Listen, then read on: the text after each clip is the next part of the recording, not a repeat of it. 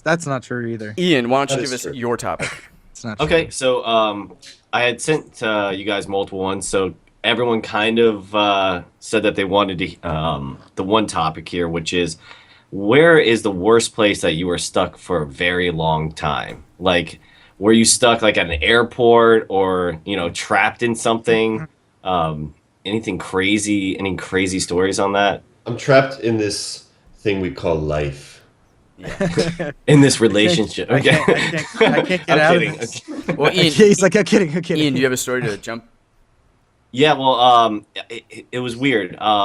Actually, it was out in the open, but I was trapped when I was working at on the beach. I was out, and my jet ski broke down that I was trying to bring back in. Ooh. So I literally was sitting out there for, probably a good 35 minutes before my boss went out there to come and get me. Yeah, That because I probably had felt no longer break. when you're out there too. It felt like an eternity. I was like, am I gonna have to swim? Like I'm Have you like seen I'm the movie looking. Open Water? It's terrifying. I'm not gonna lie. I was Sharks. terrified. I was just like, how Yeah, in the fuck do I get back? Yeah. Like, and you're Yeah. looking, Absolutely. and I mean, like, you see the land. Like, I wasn't like crazy far out, but I mean, I was out there, and I'm like waving, trying to get someone's attention and stuff. Yeah, but finally, my boss. I mean, I knew that my boss was there. I'm like, but how long will he take until he know? Like, hey, I gotta go find him.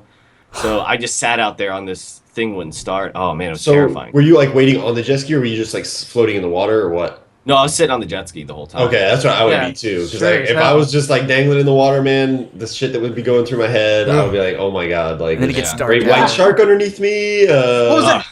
Like Man of War. I don't know. let me bounce off that one because that's that was like exactly kind of something I had going down. It was 4th of July when I was like really young, and my uncle decides he wants to rent a pontoon boat and he wants to go out into the Gulf of Mexico. So we're like, yeah, this would be a great idea. We can go out there, we can barbecue a little bit on the boat. We're also going to set some fireworks off because it's 4th of July. So he starts taking us out into the middle of the Gulf of Mexico, and he starts riding for a while, a few hours deep. We're like 20-something miles off the coast, like a ways out. Wow. The frickin' engine breaks down. We're sitting there for like Never going 2 hours where they're trying to tinker around, do different shit, try to figure out what to do because we're so far out, no cell phones are working. He should have can't a fix the radio. boat. Right. So we ended up radioing and having to get this it was just like kind of like a barge boat, like a fishing boat sort of deal that had Whoa. came around. So we're sitting out there for about 4.5, 5 hours. Just don't know if we're gonna get any help or not. We see like this marlin come running, like sliding by, not running by, obviously. He's just floating by. He's got like half of his body ripped open. We're like, what the fuck? There's like gotta be a giant shark out Jaws. here. We're in the middle of the ocean, like you can't see land anywhere. You got decent sized waves coming by, and we're on a pontoon boat. This boat is not made for the deep ocean. Like what the fuck are you doing? This is made for the lake, So I'm freaking Yeah. out. Holy shit, what are we gonna do? Finally, the barge comes by, like picks us up. I feel like it's Titanic all over again, 'cause All over again, as if you experienced. I was All there. over again. Emotionally, everybody was there when that movie came I out. was there too, Rocco. I was Yeah. there. I'm still there. I was Yeah. so Never let there. go, Yukiko. Like, oh gosh, oh man, I gotta dry off, man. No, seriously though, we got our blankets and all this different stuff. We were all like, "What the hell's gonna All over happen?" I had to again. tow this boat in, but I was like, we that gonna was eat one of first? the most terrifying things I'd ever been involved in, man. I thought Jaws for real was like gonna happen. How Like, old were you? I was This was probably yesterday. like 8, 9, so I was young Man. when it was going down. And you guys are talking about being adults and thinking about the things that go through your head. Like, I'd be a little kid and just be like, everything's bigger than me. Yeah, but like Yeah. I think that when you're an adult, it's like more realistic. You're like scared Yeah. more. Like you have more things to be fearful of. Whereas a kid, you like don't even know like what to Well, be scared being of yet. around parents that also weren't like they couldn't control their emotions. They were Yeah, like your mom. feeding everybody else like Yeah. terror. Everybody underneath them Oh was my god, honey, we're gonna die. running around in a 10-foot space, just screaming with their hands running. Like that. That when you're a kid and you see your parents panic, that is like one of the most You're like, frightening there's things. something to Yeah. worry Yeah. about. Now that I'm thinking like there's something to worry about, and we got waves, and I see a dead marlin. What the fuck are we gonna do? Yeah, dude, it was Really terrifying. great.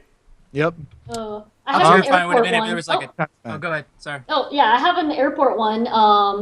it's not as life-threatening or anything like that. But when I was going to school in Savannah, my parents were living in Japan, like Tokyo area at the time, so I had to fly through Detroit Airport a lot of times. So it would be like Savannah, Atlanta, Detroit, Tokyo. And oftentimes I tried to pick ones that didn't had the minimum layovers, but there were a few times where I had like 9-hour layovers in Detroit Airport. And the first time it happened, my dad was generous enough to get me a room at the Westin, which is like in the airport. But I couldn't really sleep or do anything, because usually it was when I was flying back. So like from Tokyo to Detroit, that's 13 hours. So like I may have slept on the flight, I may have not, but like either way I'm exhausted. But I'm traveling alone, so I don't want to like miss my alarm, and so I'm freaking out. Like the most I did is like take a shower, just freshen up, and just kind of lay in bed. But I couldn't really fall asleep. So after that, I was just like, it's a waste of money. I'm just gonna kill time. And so one time I was there, and it's Detroit too. Like if it was a different airport, I might like venture out, like take the train out and like go see the city or something. Yeah, but not in Detroit. yeah, like I was like, what am I gonna do here? So one time I was there for like 9 hours, and I had my backpack just kind of like walking around the airport, like circling around like endlessly for 9 hours. And at the very end, maybe like 2 hours before the flight, I was like, it's early, but I'm just gonna go to my gate. I get there. And my friend Shiho from SCAD, who's also like from Japan but also went to SCAD, was there, and she was on the exact same flight, like the same route the whole time, and we didn't know that like we were at the same airport. Like I could have just like spent time with her. Been chilling for a few hours. Yeah. So much better if you have companions. So that was 9 hours. That's a long time to be spending in an airport. It's like you're practically living there at that point. Yeah. Drives me insane. I can't do flying. 3 hours in an airport. I'm like, oh, I gotta be out of here. I missed Can't a do flight any once, of it. and I had to stay. Yeah, I drove from Florida to Pittsburgh. I used to work for my father at a car dealership, and I thought my flight was at 6 o'clock, but it was technically at 5. My layover, which wasn't far away, was at 6. So I get there, and I'm like, shit. So I'm talking to the lady. She goes, well, I'll get you on the next flight. I'm like, okay. She goes, yeah, it's going to be tomorrow morning at 6 a.m. And I'm like, what? I'm like, I don't know what to do. So I ended up just going on a city bus downtown, and I went like to a few bars and just went around. Yeah, I'd never been to Pittsburgh.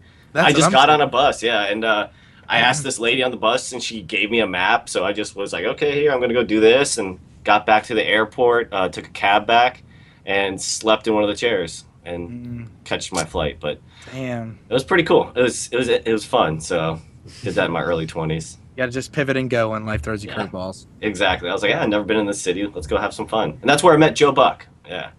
And that's where I met Joe Bug. I don't know who that is. I don't either. Oh, he's a commentator, NFL commentator. Yeah. Oh, okay, cool. Yeah. duh. Yeah, Doug. Yeah. God. So these tend to be traumatic stories. My wife and I were taking our first vacation together. At the time, we were just boyfriend and girlfriend. We went to Costa Rica, and we decided, we should huff it. We shouldn't do the tours. We shouldn't like take, all this other like fancy smancy transportation. So we're like, yeah, we're gonna use the bus like all the other people do. We're gonna do this the right way, and that's fine and all, and that worked out. But on our way back we were gonna take the bus at the crack ass of dawn, like middle of the night, like 3 a.m., 4 a.m. and take this bus like miles to the airport. So this was going to be a multi-hour adventure. So we have our tickets, and we're waiting on this like crazy bus stop in the middle of nowhere, and we jump on the bus. And this is the bus that goes to the chickens to pick up the eggs for the guy that lives down the street, and picks up the kids as well, and then picks up all these other, like it is it is for everything. And God forbid the guy's too tired, because you're going around these tight ass curves around mountains and stuff. Like it's wild, right? Bus breaks down. Oh man. And the engine is just shot. So we all go out. Nobody's speaking Lincoln English. Everybody's just like irate. And the guy's trying to calm everybody down. I was like, airport. We need to get to the airport. Like, because another bus is coming. And it's only going to pick up a select few. So, yeah, it felt like Titanic again. Right? And I'm trying to, like, make sure I'm one getting the life support, like, lifeboat. And, like, thankfully, like, some of the people are like, okay. And they're, like, laughing at me because this guy does, like, this whole speech. I was like, English? And, like, they were always like, haha. And they didn't explain it because they don't know how. And so eventually the bus comes, and, like, he's choosing people, what seems to be arbitrarily. And, like, I show him my ticket, and, like, he's like, okay, and he picks my wife and I, and like a group of other people were like, oh, you kiss him, you lucky. I was like, what the fuck? Like, okay. And Oh, now like, you speak English. yeah, right. Like it was like I'm doing a better job, but like that was the gist of it. And like I ended up like sitting there, and I had to stand and I let like Sarah sleep, and like thankfully like we were so tired we ended up passing out, and like thankfully a guy noticed that this was our stop for the airport, and he woke us up. He's like, yeah, you guys gotta go. I was like, wow. thank you. Wow. So I was You've been stuck riding on that this bus bus for around. days. Yeah, man, that was terrible. So never again.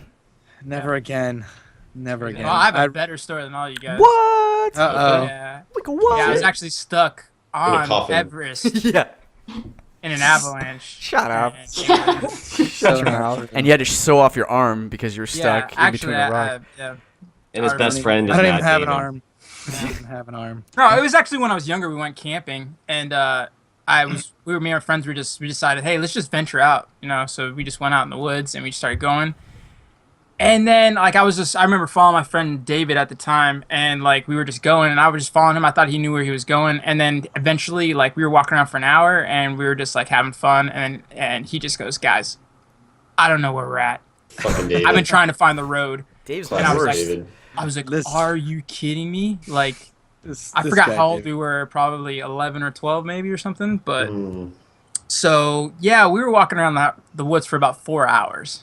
Ooh. Wow. Got up to like these lakes that like were like completely, they were so green with algae that you thought you could step on them. Like, you know. Wow. Yeah. And I was expecting like a swamp thing just to come out of there. It's like- and we were walking around. I'm like, oh man, this is so bad. And then we were consuming a ton of water. We weren't even thinking like, oh, we need to save this water in case we need it. You know what I mean? We were just drinking it, and like I was like, oh, my Amateurs. God, On your face, Amateurs. like- I was like, we need to find Washing some- his hands. Yeah, I was like, I'm gonna run almost out of water. We need to find this road or something. So like at the time, like like he was like a big like I don't know, say Jesus, like into Jesus and everything. So like Bible he's like, all right, thumper. guys. So he's like, all right, guys, just come in, let's pray. And it was my other friend too, and then we all Dude, like, it's joined. getting real, man. I'd be like, what the We all, yeah, seriously, we all Give joined it hands. up. We were like praying We're all like, gonna God, die. please, Let's pray together. please, Come on. let's find this road. Let us get us out of here. Just let's go.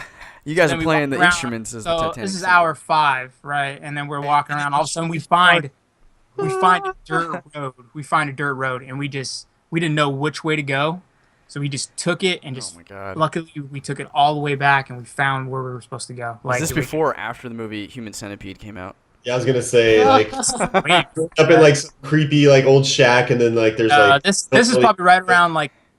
This is probably like right around the remake of Chainsaw Massacre. Dear oh, God. So, like, I will not watch yeah. that movie.